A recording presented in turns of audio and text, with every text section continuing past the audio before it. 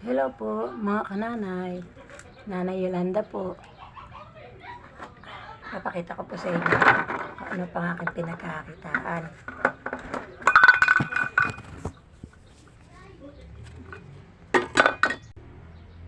Ito na lang po.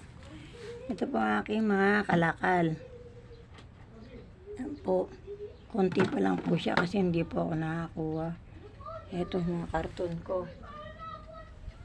Konti pa lang po. Pero nakabenta na po ako yung isang araw.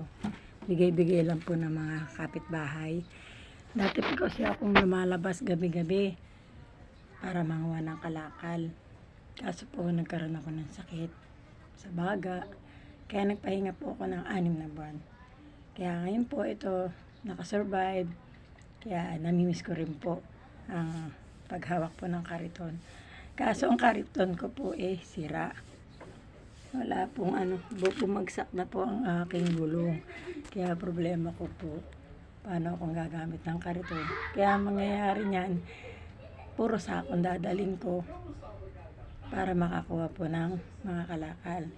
Mga ganito po kalakal. Yan. Mga ganito po. Yan. Kilo-kilo po yan. Kinikilo po.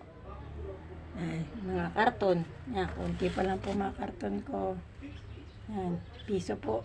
2 po ang kilo. Ito po, papakita ko sa inyo aking kariton.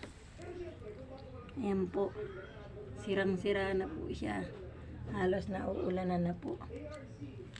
Wala pa po akong pangpagawa. Kasi nga po nahinto ako ng pangangalakal.